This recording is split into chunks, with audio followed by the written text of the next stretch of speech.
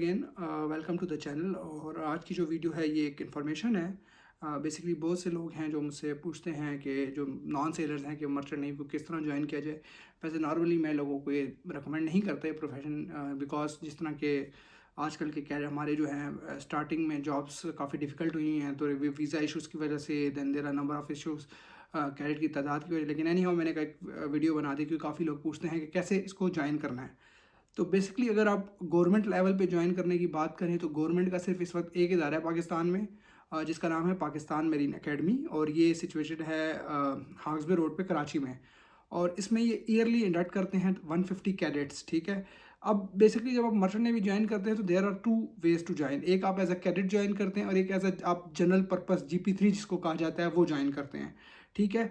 तो अकेडमी जो है पाकिस्तान मरीन एकेडमी जो है ये दो किस्म की मतलब ये 6 मंथ की जो ट्रेनिंग है GP3 ट्रेनिंग वो भी देती है, और उसके साथ साथ ये कैडेट्स का कोर्स भी कराते हैं जिसे हम एसोसिएट डिग्री प्रोग्राम कहते हैं। देन डिफरेंट जो दूसरे इंस्टीट्यूट्स हैं जो इसमें करवाते हैं, एक मेरी टाइम ट्रेनिंग इंस्टीट्यूट है। वो आपको जो है बेसिकली वो भी जो है कैडेटशिप भी करवाता है, लेकिन उसकी जो डिग्री है वो HND की डिग्री होती है, जिसमें आपको ग्लासगो जाना होता है 1 ईयर। वो 3 ईयर्स का प्रोग्राम है जिसमें 1 ईयर आप यहाँ पाकिस्तान में करते हैं, देन 1 ईयर आप UK जाते हैं, देन आप 1 ईयर वापस आके करते हैं। लेकिन उसमें ये है कि अगर आपका वीज़ा नहीं लगता या आप किसी वजह से बाहर नहीं जा पाते तो देन वो आपका प्रोग्राम बिल्कुल नल एंड वॉइड हो जाता है। तो वो उसका डिपेंडेंट होता है वीज़ा के, लेकिन वो क्योंकि प्राइवेट इंस्टीट्यूट है उसके चार्जेस भी ज़्यादा होते हैं। इसी तरह उनके पास भी जनरल पर्पस GP3 की ट्रेनिंग का उनके पास भी है। इसके अलावा हमारे पास एक इंस्टीट्यूट था एंटाइस, जिसे सीफेरा ट्रेनिंग सेंटर भी कहा जाता है, वो भी करवा रहे थे, एक वक्त तक GP3 ट्रेनिंग देते थे। उसके बाद जो है लड़के वो अपने उनके ही शिफ्ट पे एज ए कैडेट ज्वाइन करते थे, मगर वो प्रोग्राम भी अब आजकल उसमें वो इंडक्शन नहीं कर रहे। इसी तरह टेरा मरीन का भी एक टाइम पे लाहौर में इंस्टीट्यूट था जहाँ से वो इंडक्शन करते थे, वो भी बंद हो चुका है। इसके अलावा नॉटिकल इंस्टीट्यूट प्रॉमिटी भी दो ऐसे इंस्टीट्यूट हैं जो डिफरेंट टाइम पे उनका आता रहता है कोर्स, जो कि GP3 की ट्रेनिंग करवाते हैं, और वो भी 6 मंथ की ट्रेनिंग होती है। अच्छा, बेसिकली जो दो कोर्सेज में बात कर रहा हूँ, एक जनरल पर्पस है जिसमें एज अ क्रू आप ज्वाइन करते हो शिप को, और दूसरा है कैडेट की जो ट्रेनिंग होती है। कैडेट की ट्रेनिंग में आपका ये है कि आपका एक तो सी टाइम कम होता है बट उसकी ट्रेनिंग ज़्यादा होती है। जो पाकिस्तान मरीन एकेडमी है इसमें जो इंडक्शन आपकी होगी वो बेसिकली उसमें आपको सबसे पहले एक टेस्ट देना होता है, और जो NTS वाले हैं ये टेस्ट ऑर्गेनाइज करवाते हैं।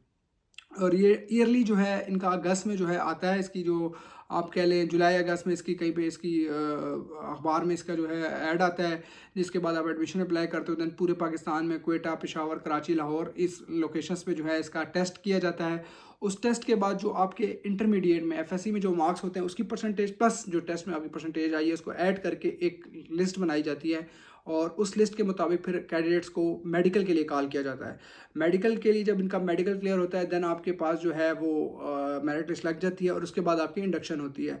मेडिकल के लिए भी आपके जो CMH PNS शिफा कराची में जैसे वो है, जो मतलब बेसिकली जो आर्मी की इंडक्शन हो गया या जो एयरफोर्स की इंडक्शन के लिए हॉस्पिटल्स होते हैं, उन्हीं हॉस्पिटल्स में आप जाते हैं। एक आपका कंप्लीट मेडिकल होता है जो कि 3 to 4 डेज आपका लेता है, और फिर जो उसमें शॉर्ट कमिंग्स होती हैं उसको अगर आप रेक्टिफाई कर लेते हो तो वो आप ज्वाइन करते हैं, वरना आप नहीं करते। इसके अलावा जो है ये 150 टोटल 150 सीट्स हैं जो कि बिल्कुल मेरिट पे हैं, ठीक है, उसमें मेरिट होता है। इसके अलावा जो 20 सीट्स हैं वो आपकी सेल्फ फाइनेंस बेस होती हैं, 10 नॉटिकल और 10 इंजन। बेसिकली इसमें 2 डिपार्टमेंट होते हैं जिसमें आप जाते हैं, एक है नॉटिकल डिपार्टमेंट जिसका हम डेक डिपार्टमेंट कहते हैं, और इसका हाईएस्ट रैंक कैप्टन होता है। और दूसरी तरफ अगर हम बात करें तो इंजन डिपार्टमेंट होता है जिसमें आप कहते हैं जिसका जो हाईएस्ट रैंक होता है वो चीफ इंजीनियर होता है। तो इसमें जब आप जाते हैं तो आपकी 2 ईयर्स की ट्रेनिंग होती है पाकिस्तान मरीन एकेडमी में। ये बेसिकली जो है प्रोग्राम ट्रेनिंग है, तो इसमें आप डे स्कॉलर्स नहीं होते, आप बेसिकली यहाँ पे एज अ बोर्डिंग में जाते हैं, ठीक है। वहाँ पे आपकी 2 साल की जो है नेवी प्लस जो है HEC की फुल ट्रेनिंग होती है, आपकी रेजिमेंटल ट्रेनिंग भी हो रही होती है, साथ में आपको एजुकेशन भी करवाते हैं, ठीक है। जो टीचर्स हैं वो नेवी प्लस मर्चेंट नेवी के प्रोफेशनल प्लस HEC के टीचर हैं। ये जो बेसिकली प्रोग्राम होता है जिसमें आपको जो डिग्री मिलती है वो 2 ईयर्स की एसोसिएट डिप्लोमा डिग्री मिलती है NAD की एफिलिएशन से। जब हम लोगों ने किया था, जिस टाइम में हमने किया, मैंने 2010 में पास आउट हुआ था, तो उस वक्त ये आपको BSc की डिग्री देते थे जो कि कराची यूनिवर्सिटी से एफिलिएटेड थी। बट देन BSc का जो प्रोग्राम है वो 4 ईयर्स का हो गया था और ये 2 ईयर्स का था, तो इसलिए इसको ख़त्म करके एसोसिएट डिग्री। इसके अलावा जो है जो इंजीनियरिंग के ब्रांच होते हैं वो फर्दर अगर चाहें तो वो 2 साल का फर्दर कोर्स करके मैकेनिकल इंजीनियरिंग की भी डिग्री ले सकते हैं NAD यूनिवर्सिटी से। तो इसके में ये होता है कि इसमें एज लिमिट है आपकी। अगर तो आप एज अ कैडेट कोर्स करने जा रहे हैं तो आपकी जो ट्रेनिंग की वो है आपको 31 दिसंबर तक, 20 ईयर से आपकी एज ज़्यादा नहीं होनी चाहिए। इसलिए इसके अलावा जो है ये जो फाटा हो गया, जो ट्राइबल एरियाज हैं, इनमें 1 साल की रिलैक्सेशन दी जाती है। और अगर आप जाते हैं GP3 ट्रेनिंग के कोर्स की तरफ, तो उसकी जो एज लिमिट है वो 18 to 25 ईयर्स है। यानी अगर आप 25 क्रॉस कर चुके हैं और आप जाएंगे तो आपको फिर एडमिशन नहीं दिया जाएगा। ये थी एक, मतलब मैं जो ये बात कर रहा हूँ ये सिर्फ आपको ट्रेनिंग है, इसमें आपकी ज्वाइनिंग कंफर्म नहीं होती। जब से आप अकेडमी में जाते हैं या जैसे आप MTI से करते हैं, ये करते हैं, सिर्फ इनका काम होता है आपको ट्रेनिंग देना है। इसके अलावा कुछ बेसिक 4-5 कोर्सेज हैं जो प्री सी कोर्सेज होते हैं, जो करना लाजमी होते हैं, ये आपको करवा देते हैं। इसके अलावा सर्विस बुक आपको बना देते हैं। जो जॉब फंड का प्रोसीजर है बेसिकली वो आपने खुद करना होता है। ये एक मतलब आपका गेटवे है, ठीक है। Marine academy is just a gateway, कि वो आपको जो है एक 2 ईयर्स की ट्रेनिंग देंगे, उसके बाद जो है आप मर्चेंट नेवी ज्वाइन कर सकते हैं, ठीक है। तो बेसिकली क्या होता है कि जो इंजीनियर्स होते हैं, मैं बेसिकली बात करूँ जो कैडेट प्रोग्राम है उसमें जो इंजीनियर्स होते हैं वो उनकी फिर 2 ईयर्स फर्दर जो है 2 ईयर्स की ट्रेनिंग के बाद 1 ईयर की वर्कशॉप होती है, जो कि पाकिस्तान नेशनल शिपिंग कॉर्पोरेशन करवाती है, KPT करवाती है। उसमें आपको एक स्टेपेंड अमाउंट तो ज़्यादा नहीं होती, लेकिन थोड़ी बहुत स्टेपेंड अमाउंट मिलती है। जबकि जो नॉटिकल साइड, डेक साइड पर जाते हैं, वो फिर डायरेक्ट अपने लिए जो है जॉब की सर्च करते हैं। तो फर्दर फिर आगे भी काफ़ी प्रोसीजर है। लोगों को अक्सर ये एक मिथ पाया जाता है कि जी मर्चेंट नेवी में इतना पढ़ना नहीं पड़ता। तो अभी काफ़ी ईयर्स तक जो, क्योंकि आपके जो भी प्रमोशनल एग्जाम्स हैं उसमें आपको काफ़ी पढ़ना पड़ता है, देन आपको लाइसेंस मिलता है तो आप ऊपर जाते हैं, ठीक है। तो इसमें काफ़ी अरसे तक आपको पढ़ना पड़ता है। इसमें हाईएस्ट जो रैंक है, जैसे चीफ इंजीनियर का हो या कैप्टन को, तो आपको 3 या 4 बार एग्ज़ाम्स देने पड़ते हैं, ठीक है। और वो एग्ज़ाम्स में अगर आप फेल होते हैं, कुछ होता है, तो दोबारा आपको उसको अप्लाई करके करना था। उसके अलावा आपको हायर लाइसेंस नहीं मिलेगा, ठीक है। तो ये एक बेसिक जो है 2 तरीके हैं, मैंने वो आपको बता दिए कि एक जनरल पर्पस और एक डेक कैडेट या ऑफिसर्स रैंक पे आप चले जाते हैं, ठीक है। अगर जनरल पर्पस GP3 में आप जाएंगे तो आपकी 6 मंथ की ट्रेनिंग होगी, उसके बाद आप पास आउट होते हैं, फिर आपने खुद सर्च करना है। अब यहाँ पे क्या अगर आप GP3 में आ रहे हैं तो GP3 में जो रैंक्स होते हैं वो OS AB, on the deck side भी आप जा सकते हैं और इंजन साइड में आप एज आइलर, मोटरमैन, इस तरह भी जा सकते हैं।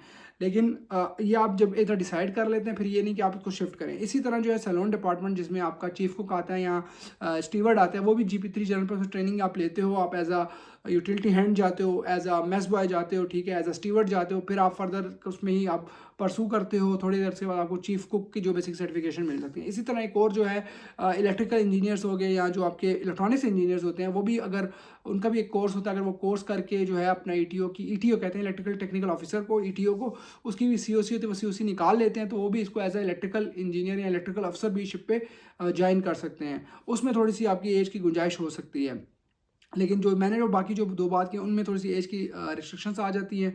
तो ये है तरीका इसका ज्वाइन करने का। इसी तरह जो अगर आप बात करें फीसेस वगैरह की, तो जो आपकी एकेडमी की फ़ीस है वो थोड़ी सी कम है, लेकिन अगर आप HND की तरफ जाते हैं, MTI की तरफ जाते हैं, वहाँ थोड़ी सी फीसेस ज़्यादा हो सकती है, क्योंकि वो ज़ाहिर बात है प्राइवेट इदारा है।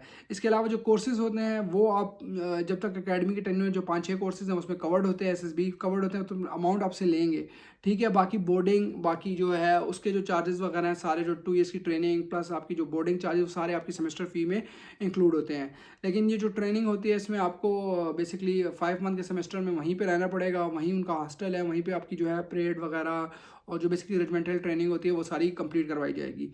उसके बाद जो है जो शिप ज्वाइनिंग का जो काम है, सिलसिला जो शुरू होता है, वो बेसिकली आप फिर क्या करते हैं कि जैसे मरीन एकेडमी है या MTI अपनी, बेसिकली MTI वाले बेसिकली उनके, क्योंकि वो साथ मैनिंग भी करते हैं, तो अक्सर वो अपने ही शिप्स को जो है अपने कैडेट्स को अपने शिप के ऊपर भिजवा देते हैं। लेकिन आजकल जो जॉब्स हैं तो मोस्टली खुद भी अप्लाई कर लेते हैं।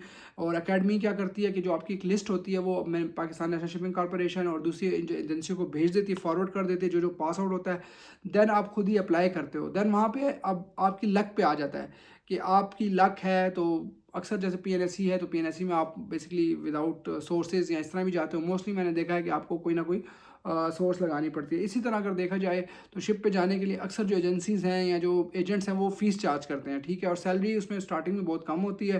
देन फर्दर आप जो फर्स्ट 2 स्टेप्स हैं ना, कि आपके जो पहले 2 कॉन्ट्रैक्ट कर लें एज अ कैडेट या एज अ AB या OS जो भी हैं, वो थोड़ा डिफ़िकल्ट हो सकते हैं। लेकिन आहिस्ता आहिस्ता जो आप कैरियर में आगे चले जाते हैं तो ये थोड़ा सा आसान भी होता रहता है। तो बेसिकली ये थे method to join merchant navy. और अगर आपको कोई भी मर्चेंट नेवी से रिलेटेड कोई क्वेश्चन हो तो आप काइंडली कमेंट सेक्शन में इसका जिक्र कर सकते हैं, तो मैं उसका जवाब दे दूंगा। या तो उसी के बारे में अगर आप चाहते हैं कि मैं वीडियो बना दूं तो मैं एक वीडियो भी बना लूँगा। अगर आपको ये वीडियो पसंद आई तो काइंडली इसको लाइक करें और चैनल को सब्सक्राइब करें। Thank you.